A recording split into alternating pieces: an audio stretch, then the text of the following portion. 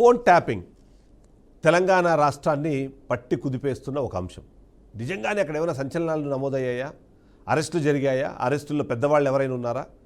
ఇలాంటి డిస్కషన్ చేసే ముందు ఈ కేసు ట్రాకింగ్ ఏదైతే ఉందో అది చాలా ఇంట్రెస్ట్ అయితే క్రియేట్ చేస్తుంది.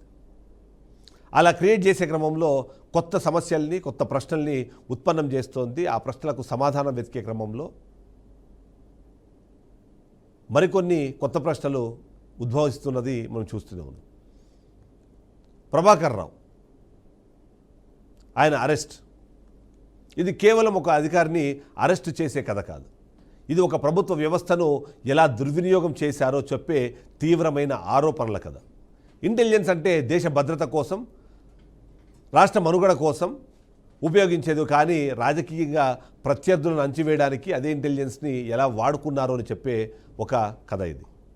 ప్రజాస్వామ్యంలో ఎన్నికలంటే ప్రజల తీర్పు, కానీ ఆ తీర్పుని మలచడానికి ఫోన్ ట్యాపింగ్ను, హ్యాకింగ్ను, ట్రాకింగ్ లాంటి చీకటి మార్గాలను ఆశ్రయించారు అన్న అనుమానాలు బలపరిచే ఒక వాస్తవ కథ ఇది.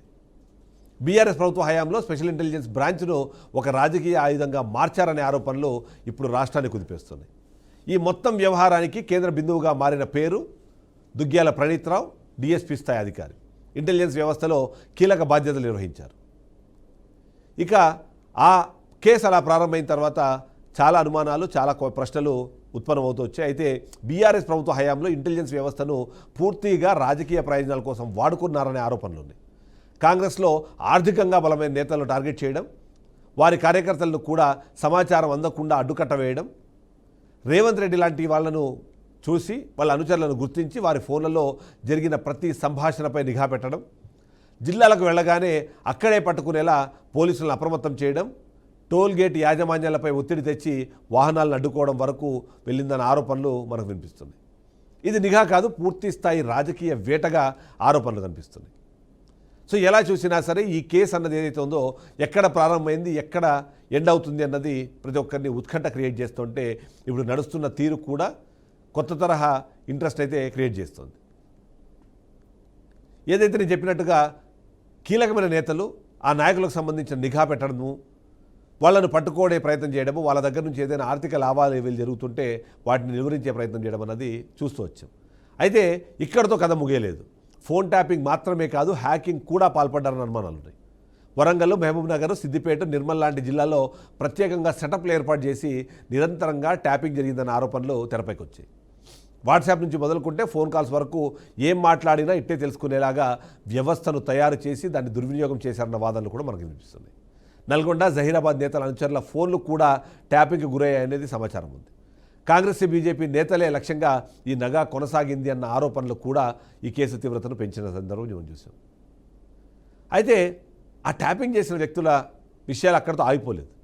సొంత కుటుంబ సభ్యుల ఫోన్లు కూడా ట్యాప్ అయ్యాయని, జర్నలిస్టులు, జడ్జీలు, అలాగే కీలకమైన వ్యక్తుల ప్రతి ఒక్కరి ఫోన్ కూడా ఆ రాడార్లో ఉండేది అన్న ఆరోపణలు కూడా మనకు వినిపిస్తుంది. దీని నేపథ్యం కూడా మనము ఆలోచించుకోవాల్సింది. ఇలా జరిగిన ఆ ట్యాపింగు, ఆ తర్వాత జరిగిన పరిణామాలని మనం చూస్తూ వచ్చాం. దీని నేపథ్యంలో కొన్ని విచిత్రమైన అంశాలు కూడా మనకు తెరపైకి వచ్చాయి. ఎందుకంటే ఇలాంటి వ్యవహారంలో మీడియా యాజమాన్యాల పాత్రపై కూడా తీవ్ర ఆరోపణలు ఉన్నాయి. ఓ యజమాని, ఒక న్యూస్ ఛానల్ యజమాని, ఒక న్యూస్ పేపర్ ఓనరు ప్రత్యేకంగా వింగులుగా ఏర్పడి ఇంటెలిజెన్స్కు గైడెన్స్ ఇచ్చారన్న అంశం కూడా దర్యాప్తులో బయటపడినట్లు సమాచారం. వరంగల్ జిల్లాకు చెందిన ఒక మాజీ మంత్రికి బంధువైన ప్రణీత్ రావు ఆ మాజీ మంత్రి గెలుపు కోసం వరంగల్లో ప్రత్యేక వార్ రూమ్ను ఏర్పాటు చేశారని ప్రచారం జరుగుతోంది. బంధువు ఇంట్లోనే వార్ రూమ్ ఏర్పాటు చేసి ప్రత్యర్థుల ఫోన్లు ట్యాప్ చేయించారన్న ఆరోపణలు కూడా ఈ వ్యవహారాన్ని మరింత సంచలనంగా మారుస్తుంది. ఎన్నికలకు 6 నెలల ముందే ఈ మొత్తం వ్యవస్థ పనిచేసిందంటే అధికార దుర్వినియోగం ఎంత స్థాయిలో జరిగిందో అర్థమవుతుంది. ఇక ప్రతిపక్ష నేతల ఫోన్లు, మీడియా వ్యక్తుల ఫోన్లు, జడ్జిల ఫోన్లు ఇలా ట్యాప్ చేసిన వ్యవహారంలో ఇప్పటికే సస్పెన్షన్లు అవన్నీ పడుతున్నాయి. ఎస్ఐబి అదనపు ఎస్పీ రమేష్ ఫిర్యాదు మేరకు పంజాగుట్ట పోలీసులు కేసు నమోదు చేసి లోతైన దర్యాప్తు జరుపుతున్నారు. ఇక ప్రభాకర్ రావుతో పాటు ఆయన టీముకు సంబంధించిన ప్రతి ఒక్కరు కూడా దీనికి సంబంధించిన అంశాలు మాట్లాడుతుంటే ఇప్పుడు ఈ కేసు ఎక్కడ దాకా వచ్చిందన్నదే ప్రతి ఒక్కరు మాట్లాడుకుంటున్నారు. అరెస్ట్ అయిన వాళ్ళు చెప్పిన వివరాలు, దానికి అనుగుణంగా ప్రతి ఒక్కరు మాట్లాడుకున్న మాటలు, ఇవన్నీ మనం డిస్కస్ చేస్తూనే ఉన్నాం ప్రతి సందర్భంలో. అయితే ఆ విచారణ ఇప్పుడు ఎటువైపు సాగుతోంది అన్నదే కీలకమైన అంశం. ఒక పెన్ డ్రైవ్ దొరికిందని ఆ పెన్ డ్రైవ్లో ఉన్న వివరాల ఆధారంగా రాబోయే రోజుల్లో హరీష్ రావుకి కేసీఆర్కి కూడా సమన్లు ఉంటాయి, ఆ పాత్ర తేలితే వాళ్ళ అరెస్టులు ఉంటాయి అన్నది ఇప్పుడు మీడియా సర్కిల్స్లో జరుగుతున్న ఒక చర్చ. ఆ అవకాశం ఉందా లేదా, ఆ స్థాయిలో ఆ చర్యలు తీసుకునే అవకాశాన్ని ఎలా తీసుకుంటారన్న దాని విషయాన్ని మనం డిస్కస్ చేయాల్సిన అవసరం ఉంది. ప్రభాకర్ రావు విదేశాల్లో ఉండి తన హెల్త్ ఇష్యూస్ని చూపిస్తూ తను అరెస్టు కాకుండా ఆపుకునేందుకు అవసరమైన చర్యలను చేపట్టిన తర్వాతనే ఇండియాకు వచ్చారు. ఆ తర్వాత ఎప్పుడు కూర్చోబెట్టి మాట్లాడినా ఒక ఐపీఎస్ ఆఫీసర్గా ఎవరికి ఎలాంటి ప్రశ్నలకి ఏ సమాధానాలు చెప్పాలనే దానిపైన పూర్తి అవగాహన ఉన్న ప్రభాకర్ రావు ఏ విషయాన్ని కూడా పూర్తి స్థాయిలో రివీల్ కాకుండా ఆపుకున్నారన్నదే ఇప్పుడున్న అంశం. ఆయన తర్వాత కొత్త పేర్లు చెప్పారని, ఇప్పుడు బయటపడిన పెన్ డ్రైవ్లో దానికి సంబంధించిన ఆధారాలు ఉన్నాయి. ఎందుకంటే ఈ మొత్తం కేసు మొదలైందే ఏదైతే ఫోన్ ట్యాపింగ్కి సంబంధించిన హార్డ్ డిస్కులు, ఆ డేటాను భద్రపరిచిన సిస్టమ్స్, వాటికి సంబంధించిన మిగిలిన ఎలక్ట్రానిక్ ఉపకరణాలు ఏవైతే ఉన్నాయో వాటన్ని కూడా ధ్వంసం చేశారు, వాటన్ని తీసుకెళ్లి మూసినదిలో పడేశారు. బట్ అది జరుగుతుంది. అయితే ఇప్పుడు వచ్చిన పెన్ డ్రైవ్లో చాలా సమాచారం ఉంది. ఆ సమాచారం ఆధారంగా ఇప్పుడు ఫ్యూచర్ ఎలా ఉండబోతుంది అన్నది. ఈ నేపథ్యంలో రెండో ప్రశ్న మనకి ఎప్పుడు మొదలయ్యేది ఏంటంటే, దీంట్లో రాజకీయ నాయకులకు సంబంధించిన ప్రమేయం. ఇక్కడ మాట్లాడుకోవాల్సిన అంశాల్లో కీలకమైంది ఏదైతే ఒక న్యూస్ ఛానల్ సంబంధించిన ఓనర్ కానివ్వండి, ఒక న్యూస్ పేపర్ సంబంధించిన ఓనర్ కానివ్వండి, వీళ్ళందరూ కూడా ఒకే సామాజిక వర్గానికి సంబంధించిన వాళ్ళు. ఆ సామాజిక వర్గము కేసీఆర్ సామాజిక వర్గం. అందుకనే అక్కడ ఏర్పాటు చేసి వీళ్ళందరినీ నడిపించారు అన్నది. దీనికి తోడు హరీష్ రావు, కేటీఆర్ ఈ పనులు మొత్తాన్ని చేయించారు, వీటన్నిటికీ సూత్రధారులు వాళ్లే అని చెప్పి అదే కుటుంబ సభ్యురాలైన కవిత ఆరోపించడం అనేది కూడా మనం చూస్తూ వచ్చాం. సమాచారంతో ఆరోపించారా, ఆధారాలతో ఆరోపించారా అన్నది బయటపడాల్సిన అవసరం ఉంది. అయితే ఈ నేపథ్యంలో కొన్ని కీలకమైన అంశాలు, ఆ కీలకమైన అంశాల్లో ఒకటి ఏదైతే ఫామ్ హౌస్లో ఎమ్మెల్యేల కొనుగోలుకు సంబంధించి, కొనుగోలు ప్రయత్నానికి సంబంధించిన ఒక కేసు ఏదైతే ఉందో ఆ కేసులో కొన్ని డిఫరెంట్ డిస్కషన్స్ తెరపైకి వచ్చాయి. వాస్తవానికి ఆ ఎమ్మెల్యేల కొనుగోలు అమ్మకం వ్యవహారం ఏదైతే ఉందో అది నిజమేనని, ఫోన్ ట్యాపింగ్ విషయంలోనే ఆ ఉదంతంలోనే అందులో ప్రయత్నంగా భాగంగానే ఆ వివరాలు బయటకు వచ్చాయని, ఆ వివరాలు బయటకు వచ్చిన తర్వాత ఆ ఎమ్మెల్యేలను ఉపయోగించుకొని వాళ్ళందరినీ కేసులో ఇరికిచ్చేందుకు ప్రయత్నం జరిగిందన్నది కూడా ఒక అంశం మనకి ఇప్పుడు కనిపిస్తుంది. గతంలో కూడా మనం చూసాం ఓటుకు నోటు కేసుకు సంబంధించిన అంశంలో కూడా అప్పుడే కొన్ని రోజులు మాత్రం అధికారంలోకి వచ్చిన కొన్ని నెలల్లోనే ఆ ఘటన జరగడము, ఆ ఘటనలో కూడా ఫోన్ ట్యాపింగ్ అనే అస్త్రాన్నే వాడారు అన్నది కూడా ఒకటి మనకు వినిపిస్తుంది. సో దాని తర్వాత అది పరిణామం మారింది, దాని కేసు డిఫరెంట్ స్టైల్లో వెళ్ళింది కాబట్టి అది ఓకే. ఇప్పుడు మాత్రం కేసీఆర్, కేటీఆర్, హరీష్ రావు వీళ్ళని టార్గెట్ చేస్తూ ఎప్పటి నుంచో మాట్లాడుతున్న ఫోన్ ట్యాపింగ్ అంశం ఏదైతే ఉందో ఆ అంశాన్ని, దానికి సంబంధించిన ఆధారాలని సేకరించి తద్వారా వీళ్ళందరినీ కన్విక్ట్ చేయాలి అన్నది ఇప్పుడు ప్రభుత్వంలోని పెద్దలు కానివ్వండి, అలాగే పోలీసులు కానీ చేస్తున్న ఒక దాంట్లో. ఇప్పటిదాకా జరిగిన విచారణ అది ఎటువైపు తేలని నేపథ్యంలో కొత్త సిట్ని ఏర్పాటు చేశారు. అందులో కూడా చాలా సీనియర్ అధికారులను వేశారు. సో వీళ్ళందరూ కలిపి ఇప్పుడు ఈ సిట్, కొత్త సిట్ ఏదైతే ఉందో అది ఖచ్చితంగా అసలు దోషులను బయటికి తీసుకొస్తుంది అనే విధంగా ప్రకటనలు అయితే వినిపిస్తున్నాయి.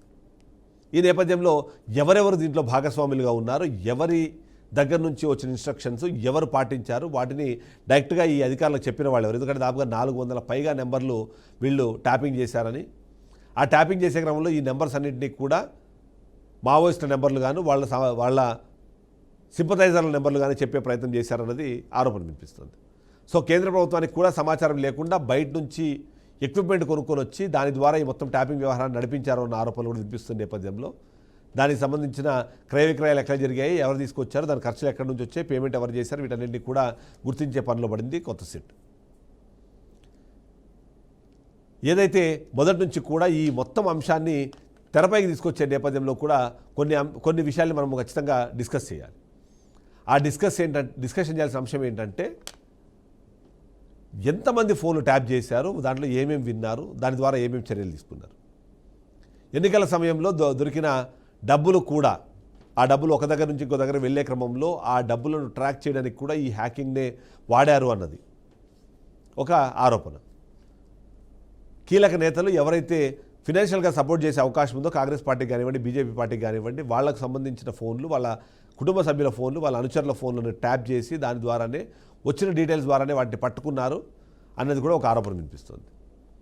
సో ఈ విధంగా చూస్తే మాత్రం ఈ ట్రాకింగ్, ఈ కేసు ఏదైతే ఉందో ఆ కేసు ఎటువైపు వెళ్తోంది అంటే మొదటి నుంచి కూడా వాళ్ళు చేస్తున్న ఆరోపణలు, వాళ్ళు చెప్తున్న మాటలు ఇది పూర్తిగా బీఆర్ఎస్ అధినేత కేసీఆర్ కనుసన్నల్లోనే జరిగింది, దానికి అనుగుణంగానే మొత్తం వర్క్ చేశారు అని మాట్లాడుతున్న నేపథ్యంలో ఆ కేసుని తేల్చాలి అంటే ఇప్పుడు వీసీ సజ్జనార్ హయాంలో ప్రారంభమైన ఈ సిట్టు ఒక నెలలోపు దీన్ని మొత్తాన్ని తేల్చాల్సిన అవసరం అయితే మనకు కనిపిస్తుంది.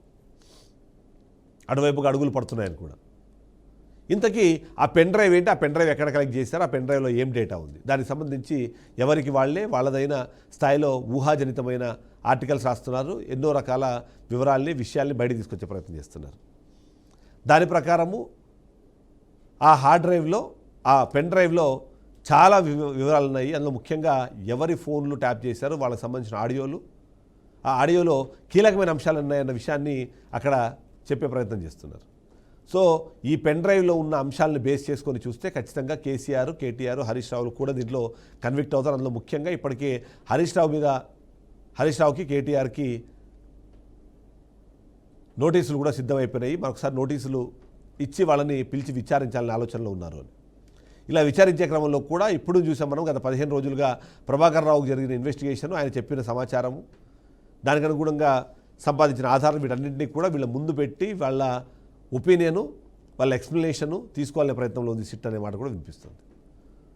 ఓవైపు ఇటువైపు దీనికి సంబంధించిన డిస్కషన్ ఓవైపు జరుగుతూ ఉంటేనే మరోవైపు ఎవరికి వారే మా ఫోన్లు ట్యాప్ అయ్యాయని గతంలో ఎవరైతే ఆరోపణలు చేశారో ఇలాంటి విషయాలకు టెక్నికల్ ఎవిడెన్స్ ఎక్కడెక్కడైతే తీసుకునే అవకాశం ఉందో వాళ్ళందరినీ కూడా మరొకసారి పిలిపించి ఈ సిట్ విచారిస్తుంది, వాళ్ళతో సమాచారం తీసుకునే ప్రయత్నం చేస్తుంది. ఫైనల్గా కోర్టులకు కావాల్సింది ఆధారాలు, దానికోసం ఏదైతే ఉందో అటువైపుగా తీసుకెళ్లే ప్రయత్నం చేస్తున్నారు. సో ఈ టెక్నికల్ ఆధారాలు వస్తే అప్పుడు అరెస్టులు, వీటికి సంబంధించిన మిగిలిన అంశాలన్నీ కూడా ఉంటాయన్నది ప్రతి ఒక్కరికి తెలుసు. ఈ కేసు అయితే మాత్రం చాలా ఇంట్రెస్ట్ క్రియేట్ చేస్తోంది. ఎప్పటి నుంచో ప్రపంచవ్యాప్తంగా జరుగుతున్న డిస్కషన్, అందులో ముఖ్యంగా ట్యాపింగు అలాగే హ్యాకింగు, ఇవన్నీ పాసిబుల్ అవుతాయి, వాటిని ప్రభుత్వాలు చేయించగలుగుతాయని చెప్పడానికి ఒక బెస్ట్ ఎగ్జాంపుల్గా ఇది మారిపోయింది అన్నదైతే మనం చెప్పాల్సిన అంశం కనిపిస్తుంది. చూడాలి ఈ పెన్ డ్రైవ్లో ఏముంది, ఆ పెన్ డ్రైవ్లో ఉన్న సమాచారము, ఆధారాలు అవి ఏమాత్రం పనికొస్తాయి. ఆ పనికొచ్చే నేపథ్యంలో అవి మొదటి నుంచి రేవంత్ రెడ్డి కానివ్వండి, కాంగ్రెస్ పార్టీ కానివ్వండి, ప్రస్తుత తెలంగాణ గవర్నమెంట్ కానీ ఆరోపించినట్టుగా కేసీఆర్ని, కేటీఆర్ని, హరీష్ రావుని ఇందులో దోషులుగా తేల్చే అవకాశం ఉందా, లేకపోతే ఎప్పటిలాగే కేవలం ఆరోపణలు మాత్రమే ఉంటాయి తప్ప ఆధారాలు దొరకలేదు అన్న విషయాన్ని ఏమైనా బయటపెట్టే అవకాశం ఉందా? చూద్దాం ఏం జరుగుతుంది అన్నది. ఇది ఇవాళ పాయింట్ కోడ్. నెక్స్ట్ పాయింట్ కోడ్తో మళ్ళీ కలుద్దాం. State to BRK news, Telugu సత్తా.